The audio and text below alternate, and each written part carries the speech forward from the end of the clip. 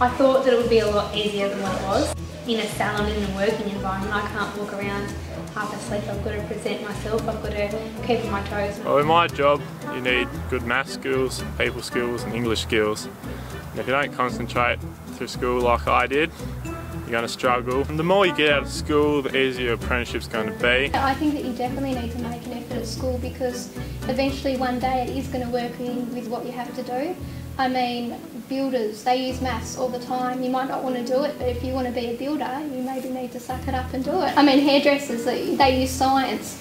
Administration is literacy, sews, maths, everything. So you really do need to try with your schoolwork, because you don't realise how it's going to impact you later on in life if you don't. Well, at school, you're there, you get there at 9 o'clock, you finish at 3 o'clock, it's just a straight 6-hour day, you got your recess and lunch. Work is completely different. Work is you get there at 8 o'clock and you finish at 5 o'clock. You have a couple of breaks, but you are there to work. Job every day is different and there's always things to be learnt. If you have a good interest in this area, you're always going to be motivated, but if you don't have the interest, it's hard to get motivated. You need to be committed and you need to want to be here, because when you don't want to be here, your clients can tell, people can tell that you're not in it. You've got a full-time job, you're setting yourself up for the rest of your life, and what more could you be motivated by? You are an apprentice, you are there to help out your A graders, and you are there as a helping hand, and learning at the same time. You weren't put on to teach people how to do things, you were put on to learn from people. It's easier for me because that's how I learn best, is one-on-one training, and that's what it is here at Budrunner. So it's self-paced, you're perfect at something, and then when you're confident, when you're seen as confident in something, then you move on to the next stage. They are going to ask you to get your tools for them. They are going to ask you to do the jobs that seem like, why do I have to do this? Why do I have to wash the cars?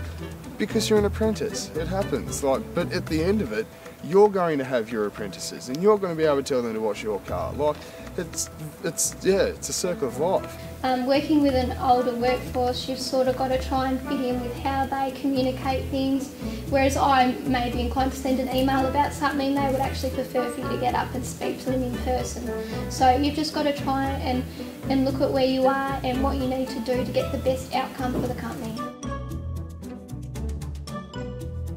I think it's all about budgeting and sticking to your budget.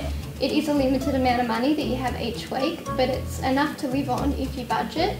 I was living out of home at the time and I found it quite easy to pay my rent, pay my bills and pay for food. It's not too bad, you have to budget because you don't get much every hour, but in the long run, once you're qualified, you're going to get a lot more money and make a good living. It was a little bit difficult, but it's what I wanted to do, and I set my mind to it and said I need to do this because it's going to make me happier in the end and it's something for myself. So I set my mind to it and I did it, and I was motivated every day to get it finished. Getting into an apprenticeship is one of the best things I've ever done. It's opened up a lot of doors for me. I've never been out of work my whole working career. Usually had people fighting for my services, so it does open a lot of doors, and it means you can try a lot of different things in a lot of different places.